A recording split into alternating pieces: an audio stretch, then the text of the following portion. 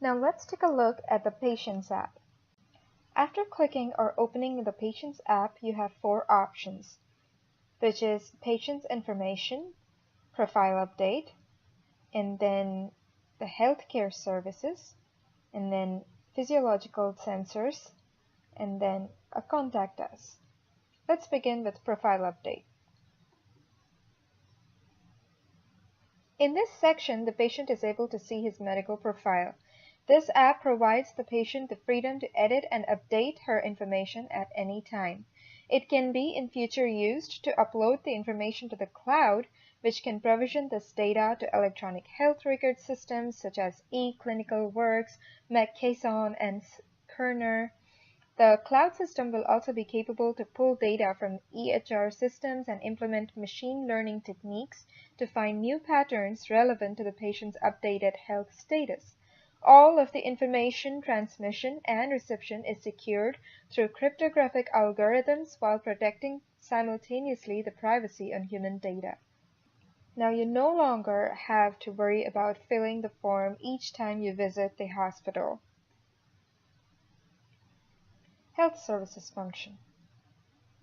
Imagine a situation where you're trying to get a hold of your primary doctor, but he's unavailable. Emergencies don't come in accordance to your primary doctor's availability. So in situations like that, this option helps you choose your doctors based on your priority. You can have a primary doctor, and if he's unavailable, there will be a secondary doctor, and so on.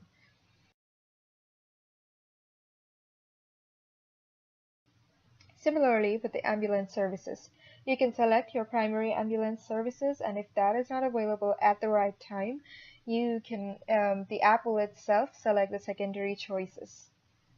Now, imagine a situation where you are physically incapable of calling or making use of the app. Then, by using data from the physiological sensors, which we will be discussing soon, the app will make automated call to the ambulance services and send your GPS location from Google Maps services and call them at your place during an emergency. The third option is health insurance. As we all know, the big hassle involved with losing your insurance card or not being able to find it on time, because obviously that wouldn't be your first thought when you're in an urgent need of a doctor. So here you can type and record your insurance details so that you don't have to carry your insurance card every time you visit a doctor.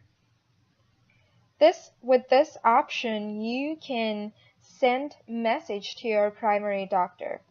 But some elderly people have complained about having to type on touch screens on smartphones, especially if someone is suffering with Parkinson's disease or similar disease. It is difficult to even type for help in emergency situation.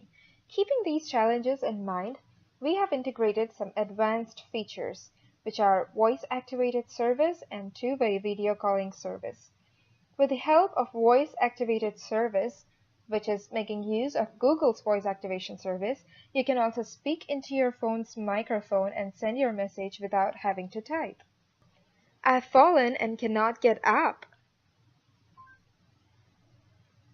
Two-way video calling service.